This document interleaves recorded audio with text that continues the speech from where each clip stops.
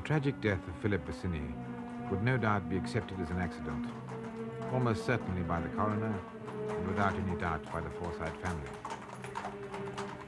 Yet to my mind, and I know the same thought was in my father's, Bassini's death was no accident.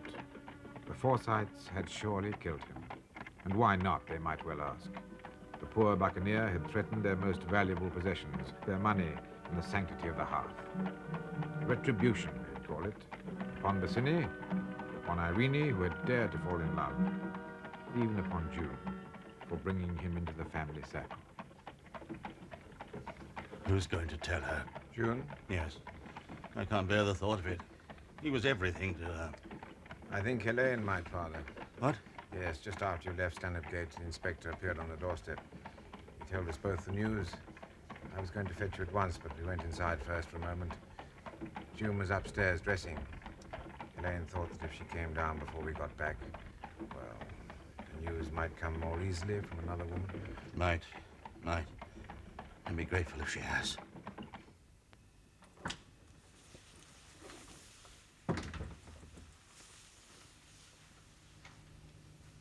Hello. Isn't Grandpapa down yet? And where's my father? Has he left you by yourself? I'm so sorry. John, will you come and sit down? Why? I have to tell you something. Something tragic and dreadful. You must please prepare yourself for a great shock. What is it? What's happened? Is it Grandpapa? Phil? Is it to do with Phil? Are you trying to tell me he's gone? Gone away with... Oh, no, June. Oh, what then? He had an accident. An accident? Oh, where is he? I must go to him at once. June, dear. Quick, tell me, where is he? He's dead. No. He was run over in the fog last night and was killed. No. No, it's not true. It can't be true. It can't...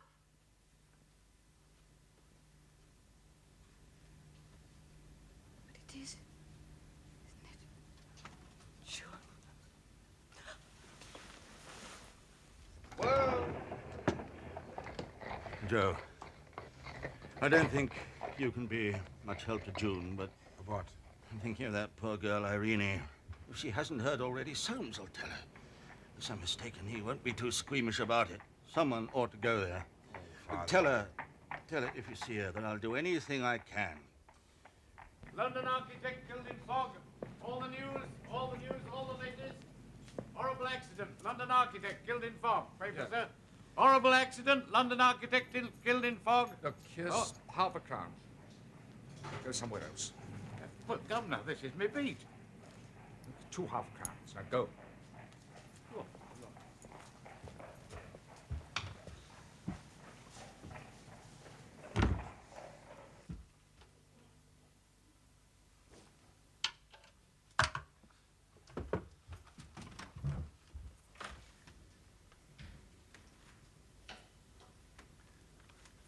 Come back.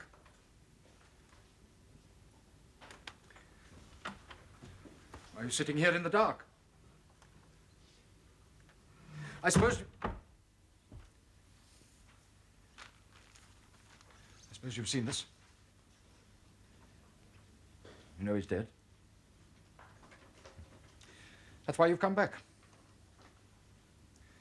Nowhere else to go, have you? No. Stay. Where else should you be but here?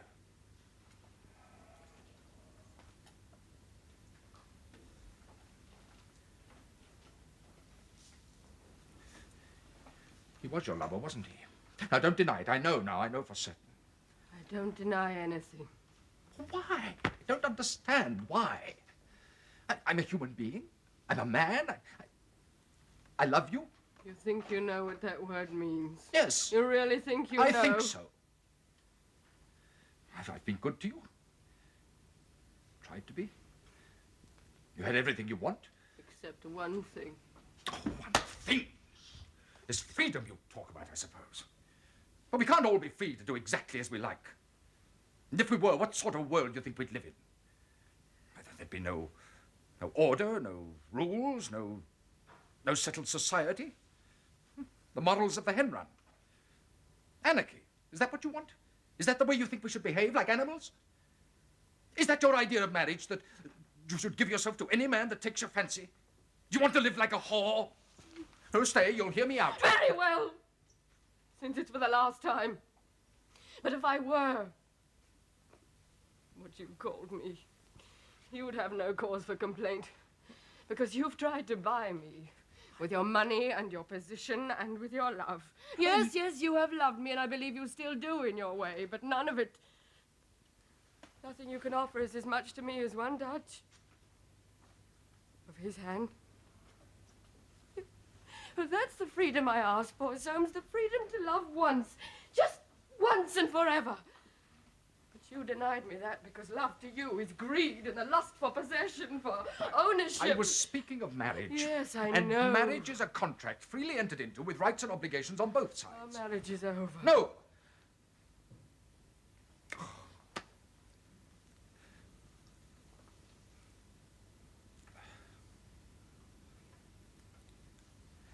Irene, look, couldn't we begin again? I've been harsh with you, I know, I'm sorry. But I've suffered too, you know. Yes. Damnably. But we can get over this in time. Now, I'll make no demands on you. No, I mean that. We can make a life together. If we both try. If there's anything you want. Just one thing. What is it? Your permission to stay here tonight. As you so delicately said, I've nowhere else to go. And tomorrow I'll be gone from this house. You won't have to suffer any more because of me. You're still my wife. I'm not! I'm not your anything. I don't understand. No, you don't, and you never will. But I'll say it once more. I am not your property. You don't own me, and no one else ever will. Is that clear? From now on, I own myself.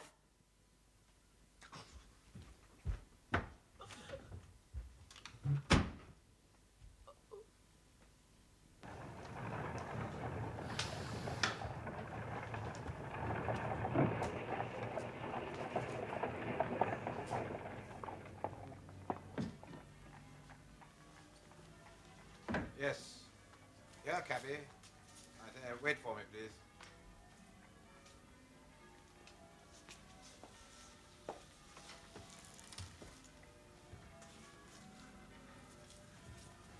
Well, sir, what do you want? Oh, it's you. The door was open, Soames. Well? Might I speak with your wife for a moment? My wife can see no one. I shall only keep her a moment. I said my wife can see no one.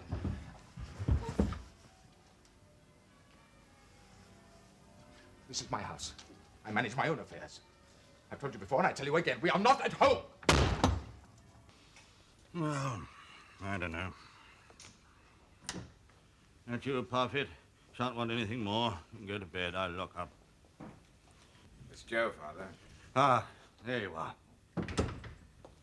Where's Elaine? Upstairs with June. Child fainted when your wife told her. She's better now, but Elaine insisted on staying with her. Yes, she would. Well, did you see the man of property? Yes, I saw him.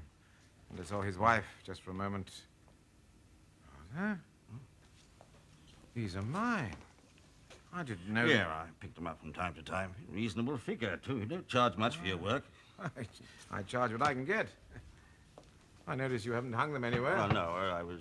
Hardly your style, eh? Well, frankly, my boy, I was... Wishy-washy? No, I wouldn't say so. Perhaps a little too small? Well, I am a Forsyte. We like a lot for our money. Yes, and that's a principle Soames carries too far. Much too far. What is it, Joe? Did he say anything? Yes, he told me to mind my own business. That's his privilege, I suppose. He wouldn't let me talk to Irene.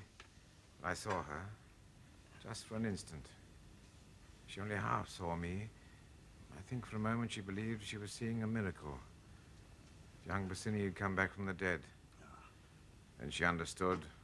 Her face went cold like a stone. And Soames slammed the door in my face. Well, that's his privilege too, I suppose. But still... Yes, but the thought of her shut up there with him after all that's happened, it's intolerable. Poor little thing. One shouldn't condone immorality, I suppose, but... No. I take it she was this young fellow's mistress? Yes, I'm certain of it. It's a coil, isn't it? But, Joe, the older I get, the less ready I am to condemn the young for what they do. I can't help it. Young people ought to be happy if they can. They're young for too short a time. I agree with you, but I'm quite sure I'm the only Forsyte who would. I dare say. What will she do? Well, she won't stay with Soames, I'm certain of that. The question is, what will he do? Will he divorce her? Oh, he'll think twice. There's the scandal in his precious career. Now, lawyers don't like getting mixed up with the law, you know. Now, he'll hold on. She's his wife, and a wife's a man's property just as much as a carriage or a house. He'll hold on as long as he can. Yes, she's a tenacious brute. Father, there's something I haven't told you, but I think perhaps you should know. You are the head of the family. Much anyone thinks of that nowadays. What is it? After I left Soames's house, I bumped into Cousin George. Oh, that chap. Yes, apparently he was the last person to see Bassini alive. What? Yes, he found him wandering about in the fog. At first, Cousin George thought that the buccaneer was drunk. He was weaving all over the place, didn't seem to care what was happening to him. He was talking a lot, too, babbling, as George called it. But he heard enough to understand what the poor devil was going through. Apparently, Irene had just told him something which had driven him out of his mind. It appears the night before, Soames had decided to exercise his rights as a husband. Irene resisted, and Soames used force. That's barbarous. I refuse to believe it. George was positive, Father. Utterly revolting. Poor woman. Poor woman. Yes, poor Bassini. But if it is true, it explains a lot. Why do you think it's necessary to tell me, Joe? Forget about. I mean, George will tell others. He might. He's a malicious chap. He never could be doing this, Soames. It's best that you should know, Father. Terrible thing. Terrible. Will you take some more brandy, Yes, please, Joe? a little more, thank you. You see George sometimes, don't you? At my club, Tell him to keep his mouth shut. This is not a thing to get about. If he tells just one more person... Come on, boys. All right, Father. Come on. It was both good. Sit down, sit down, sit down. I've had a shock. I won't deny it. All right.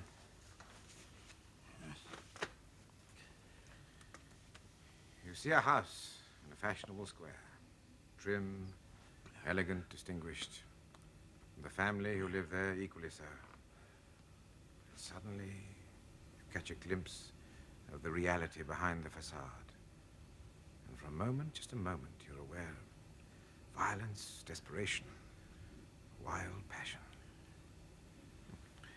It's a rum old world, Father. No wonder you're shocked.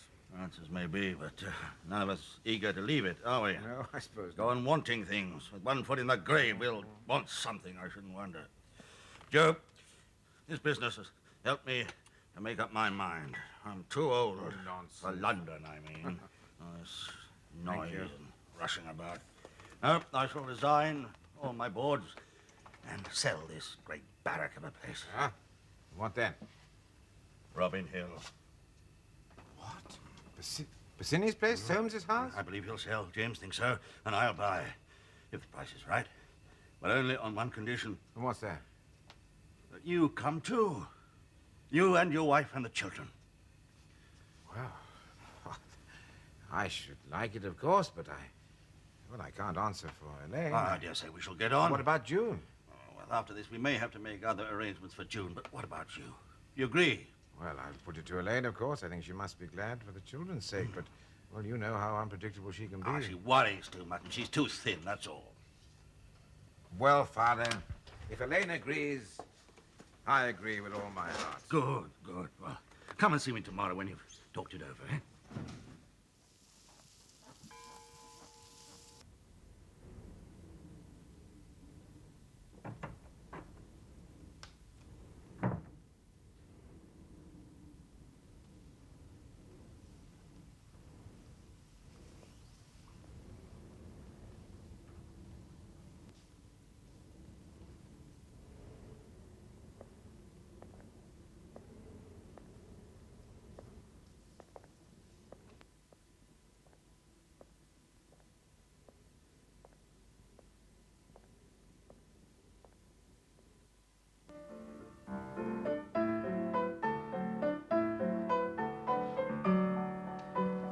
Roger, dear, you must be very proud of little Francie. Oh, it's a charming waltz. What does she call this one? The Kensington Coil, I believe. How appropriate. Yes, it does have a sweet dip to the melody. And is this one to be published too? Of course it is. So she tells me. Roger, don't pretend not to know. It's coming out next week. The same firm that published her Songs for Little People and Kiss Me, Mother, Ere I Die. Euphemia tells me there's money in it. Money? What sort of money, I'd like to know? Oh, quite a lot, Uncle. Enough to buy all her clothes. You don't tell me. Roger should put a stop to it, in my opinion. Good heavens, why? Music, poetry, a lot of time-wasting rubbish, if you ask me. All very well for a pack of foreigners, but an English girl, who knows what company she'll be keeping. A lot of riff-raff, I shouldn't wonder. Oh, Uncle Nicholas, that point of view's quite out of date. Girls do all sorts of things nowadays. They always did, what? They always did. But she's a clever little thing. Well turned out. Damn me if I don't take her for a drive one of these days. Did you see the critique in the latest Genteel Guide? No. No? Oh, Winifred cut it out for me. One moment.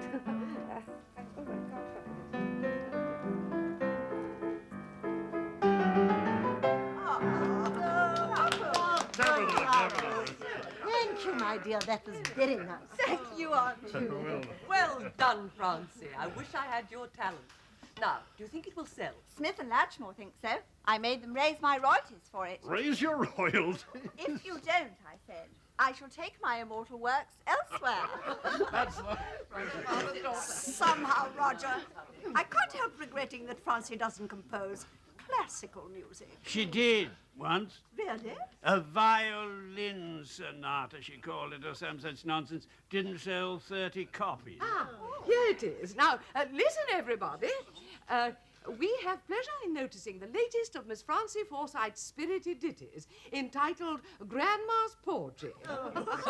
It is both sparkling and pathetic, and we ourselves were moved to tears and laughter.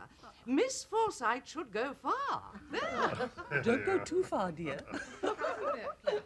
Talking of going far, they tell me Soames has given up his London house. Yes, Aunt. He, Gone to live in Brighton, I hear. Ah, some very good property in Brighton. It's a growing place, they tell me, though why it should be, I don't know. Well, I believe the sea breezes are very beneficial. Has anybody seen anything of that? Soames travels up daily to the office. He finds the walk to the station. I've seen her. Who, dear? In the morning. Irene. Well, that's who you meant, wasn't it? Yes, dear, of course. Yes. I saw her at a concert by herself, looking beautiful and sad. You know, I've always rather liked her. If you ask me, I think Soames should, Soames should do what, Nicholas? Get her back, is that what you mean? Never go back. After what is it, 4 years? 4 years of freedom, I know I wouldn't. You shouldn't know anything at all about such things. Oh, don't be so stuffy, Father. Women nowadays know everything. What I want to know is, if Irene does go back to Soames, where will they live? There's no question of that. Because Jolene's gone and bought Soames's house, hasn't he? yes, but Aunt, that's old history. Oh, is it? And Joe living there and that immoral German girl. His wife, Aunt. Oh, I dare say. But Timothy thinks it's all quite irregular. And June there and those children, well... It's a very decent little house. I've seen it. Very pretty little cellar. A gentleman's house. That's what James said. A gentleman's house. And whatever we may say about Mr. Bossini, I would prefer it if he were not mentioned. he must have been a very clever young man to build a house like that. Oh, I do wish I could have seen it.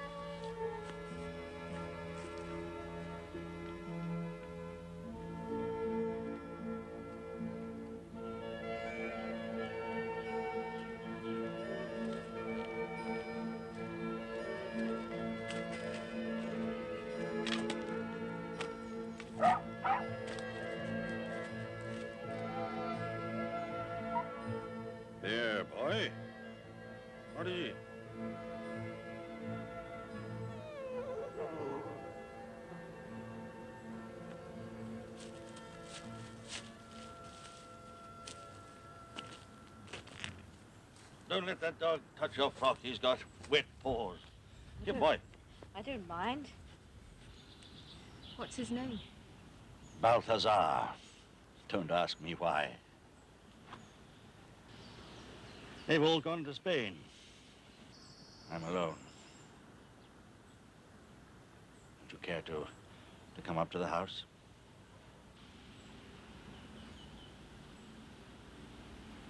Thank you, Uncle Jolyon. I should like to. Good. Good.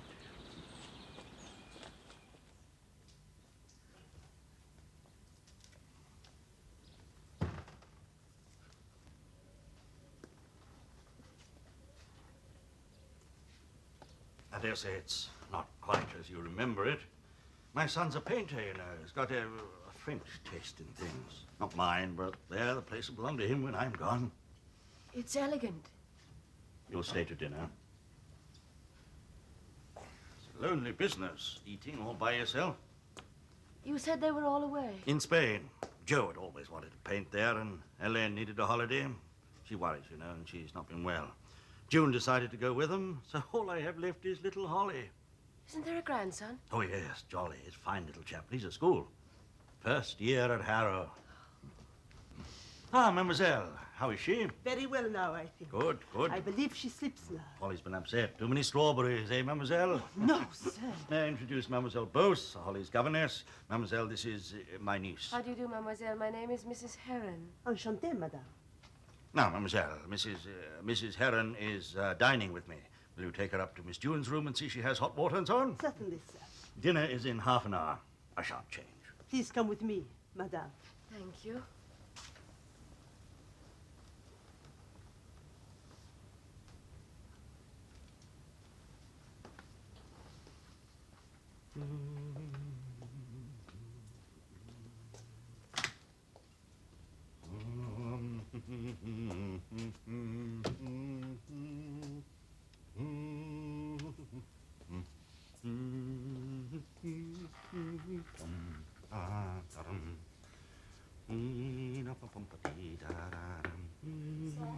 Ah, Plunkett, I forgot to say, I have a lady to dinner with me.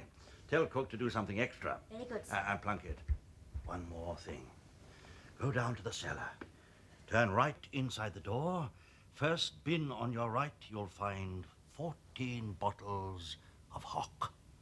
Bring me up one of those, Plunkett, but handle it like a baby, will you? That's a Steinberg cabinet. I bought it, 35 years ago. I doubt there's 4 dozen bottles left in England. Chill it now. It'll be just right for dinner time.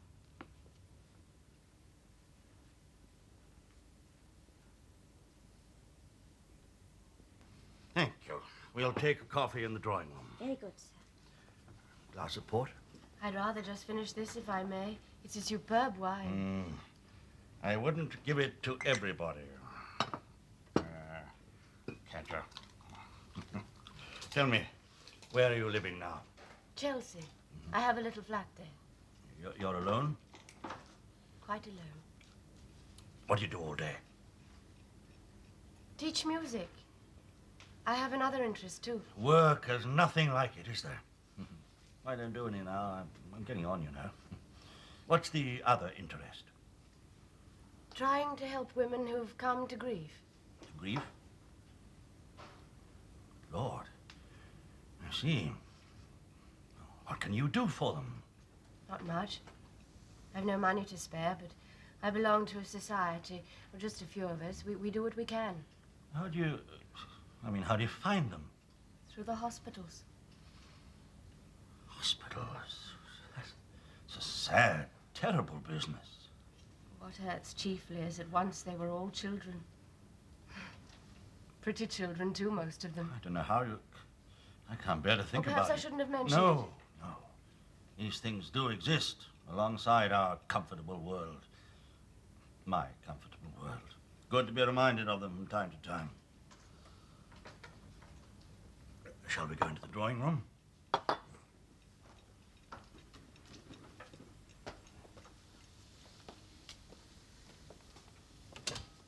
Perhaps you'll play to me.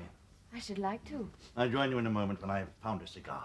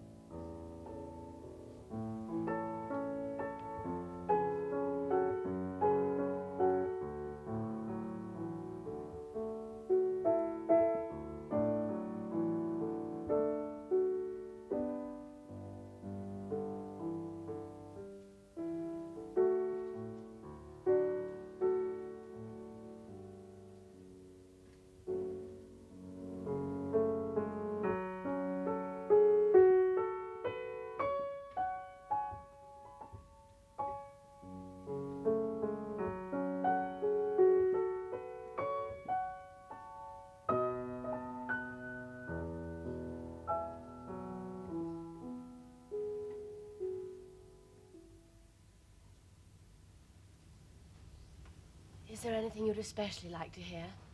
Mozart? Mendelssohn? More Chopin. It's an evening for Chopin, don't you think? Indeed I do. Nocturnes?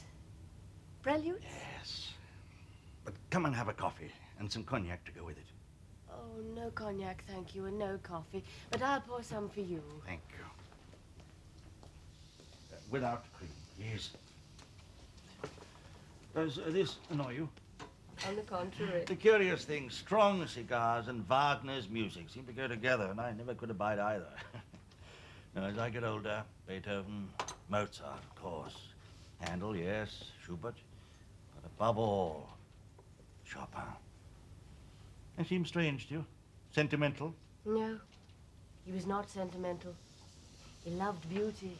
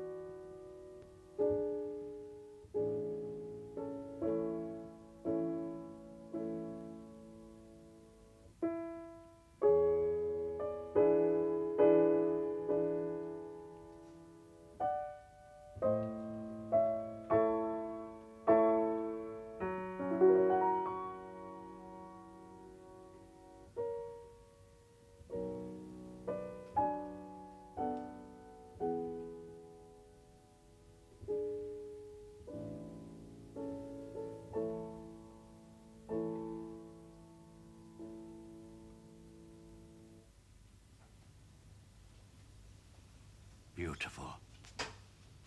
Look at you and listen to Chopin. More than a man deserves.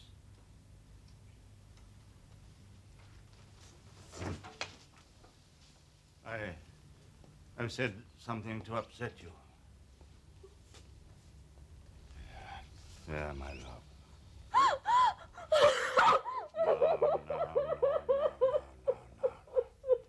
There.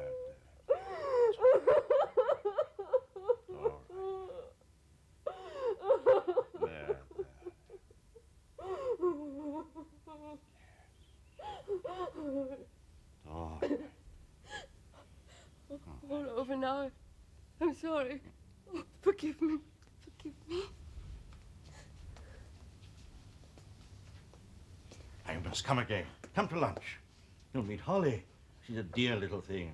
That dog has taken a fancy to you. The carriage is waiting, sir.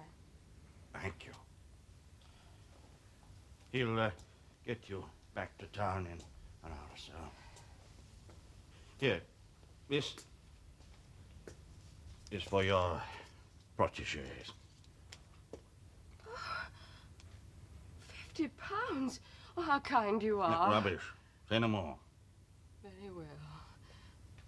But thank you. I'll go and put my hat on.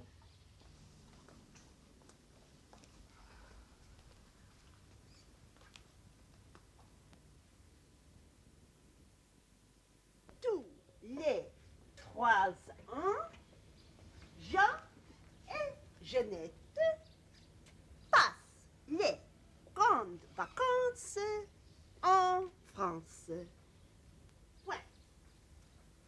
Ils prennent le train à Londres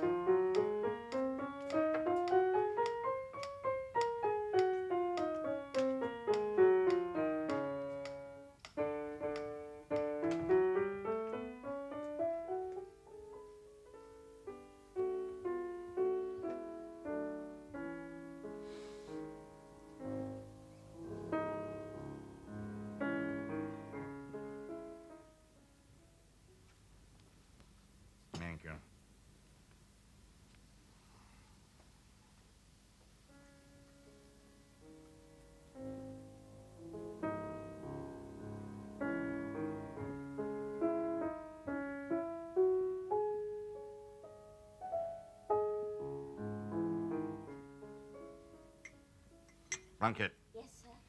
Tell Beacon to have the landau at the door at 10 tomorrow. I'm going up to London.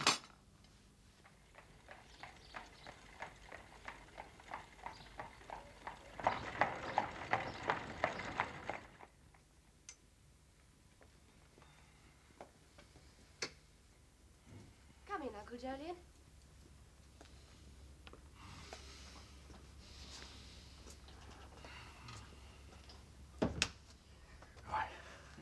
Tell me, what would you pay for a place like this? £40 a year. You don't think that's too much, do you? No. It's reasonable enough, I dare say. Oh, do sit down. Thank you. I did enjoy our drive. And that splendid tea at Ruffles. It was like being a child again. Taken out for a treat in the holidays. We must do it again. Uncle Jolyon, has June forgiven me? She doesn't speak about it, but I should think so. Why not? Have you? Aye. Yes, just as soon as I knew how the land lay. I regret nothing. I couldn't. When you were young, did you ever love very deeply? Love's a strange thing, sometimes a fatal thing. The old Greeks knew that. That's why they made love a goddess. I dare say they were right. Philip adored them. The way they gave themselves to art. He did too. He had something of the sculptor in him, I fancy. Yes. Yes, he loved good line, balance, symmetry. The golden age of design and architecture. Do you know, he once said that he felt you belonged to it. What? But he said you had a real sense of beauty. Devil he did. Well, so I have, and I wouldn't be sitting here with you. It's strange enough that I'm here. That I'm alive at all. That night, my son saw you for a moment. Was that your son? Yes. I thought for a second it was Philip. Early in the morning, I went down to the river. I didn't care whether I lived or died, but I was thinking of death. A woman saw me hesitating. She caught me by the arm. One of those women. She told me her story, and I was ashamed. When you know what other people suffer, you're ashamed. She took care of me for 3 days. I had no money and no hope. She never left me until I was able to face the thought of living. And that's why you... That's why I do what I can for them now. No money. I wish you'd come to me. Why didn't you? Because my name's Forsyte? Or was it June that kept you away? Well, no matter. From now on, you must come to me for anything you need. If you don't, I shall be quite cut up. Thank you. I manage very well. Now, you're coming to lunch on Sunday. Don't forget. Thank you. I won't. You mustn't come down if you find it dull. Dull? It's heavenly. Well, it's a pleasure to see you.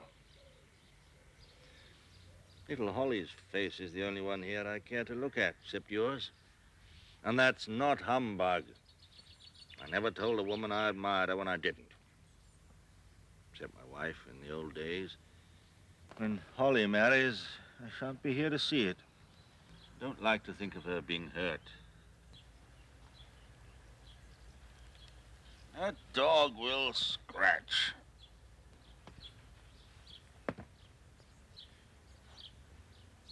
Does Soames ever trouble you? No, I haven't seen him. Oh, that's a comfort. Shall we take a turn around the garden? I might find you a nectarine. I should like that. Good. Holly, Balthazar, come on.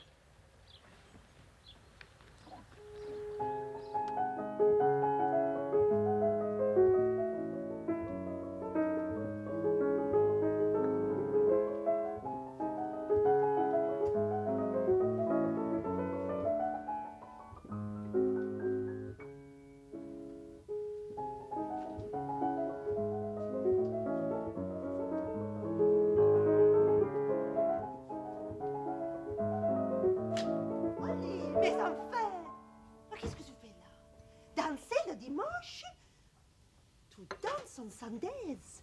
The little tailors never behaved so. The tailors were such well-bred children. Viens donc. My fault, mademoiselle. Well, better the day, better the deed. Go on, chicken, have your tea.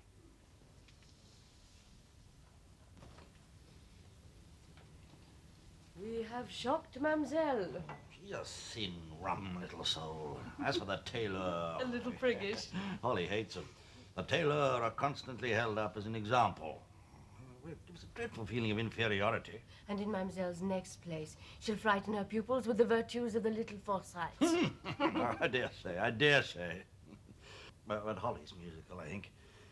You haven't heard her play. Will you give me an opinion? Of course I will. You wouldn't like to teach her, would you? I should like to very much, but what about you? They'll be coming home soon. What does that matter? She may have forgiven me, as you said, but she'd never forget. Nonsense. You must forget. Because you say so, Uncle Jolyon. She's a Forsyte, too. Yes, we are a stubborn lot.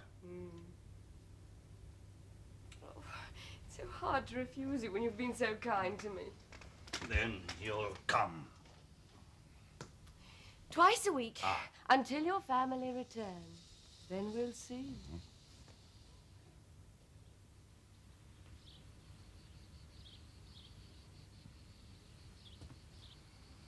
Damn it, Joe. That's not bad. That's not at all bad. Joe? Coming. Did it go well? Yes, my love. I think I've captured it. Tell me, how are you? Are you feeling any better? How's that migraine? Oh, much better, much better. But tell me, what have you captured? Simplicity. I don't understand. Well, I'll try and explain. Now, when you first start to paint in watercolors, you take a small brush, like this. Then you wet it and fill it with color. Now, let's say chrome yellow. By all means, Joe. Chrome yellow it is. Then you lay the brush gently on the paper, you move it ever so slightly, and you lift it. And what have you got? Let me imagine. I think what you have is the first petal of a flower. Right. A daisy, perhaps? A yellow daisy? Oh, I love you. You can see it. Oh, yes, Joe. I can see the first petal of a daisy. Something you can't improve upon. No matter how much you fiddle with tones, shadows, half-lights, all you're doing, however clever and subtle you think you are, is getting further and further away from your first clear vision of a daisy. And this you have learned here, in Spain? No, I think I've always known it. The trouble is, we're so bound by the conventional, what other painters have done before us.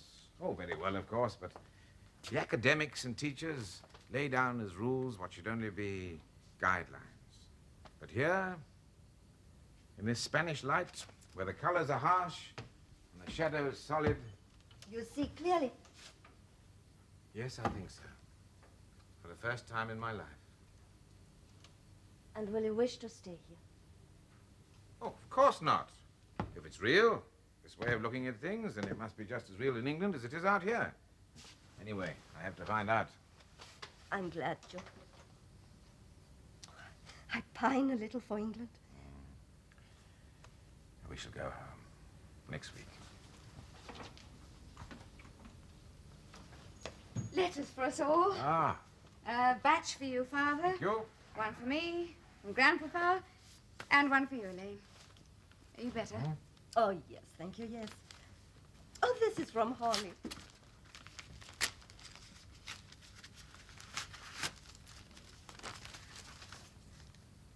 Oh, sweet, she's so sweet. Listen, Joe.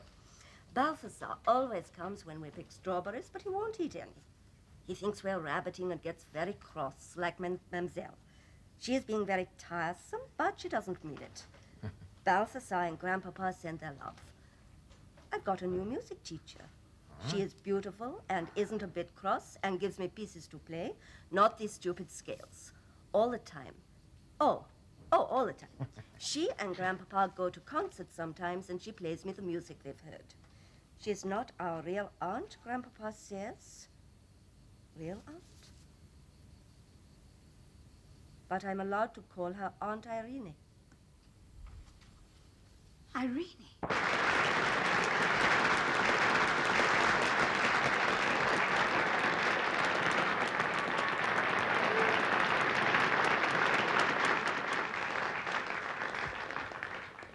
Well? Very fine. This chap, Massenet, he's no Mozart, but... Confess, Uncle Jolyon, you like it. Very well, I like it. It's extremely important, Uncle Jolyon, for your continued enjoyment of music, that you entertain a totally novel idea. Oh, what's that? The notion, subversive though it may seem, that since Beethoven and Mozart, there have been other composers of merit. You're making fun of me. Yes. I'm glad you should feel like doing so. Irene, I've been wanting to say this to you. Don't get wrapped up in the past. Mustn't waste life. Too little of it.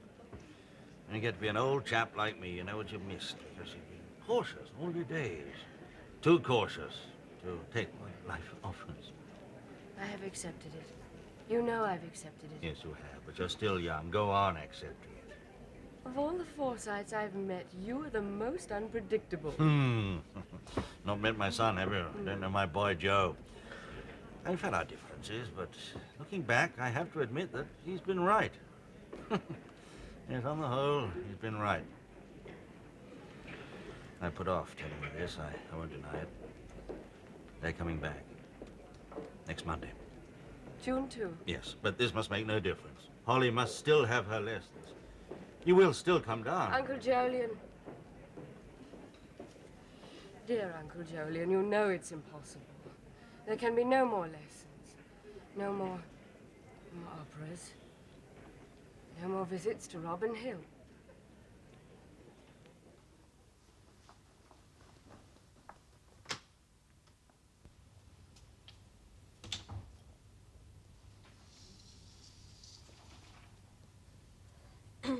Excuse me, sir. A telegram, sir. The boy's waiting for an answer. Telegram?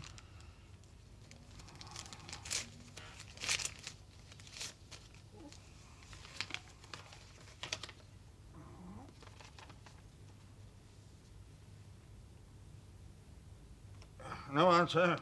Plunkett. Mrs. Heron is coming to lunch. Tell cook, will you? Yes, sir.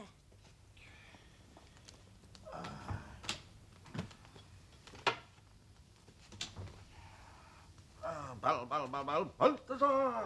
Come, boy. Come, meet her. Come here.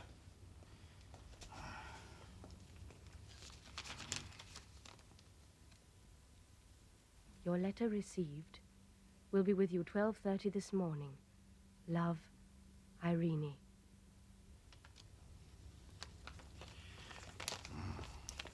Come on, roll right back. Come on, boy. Come on. Hey.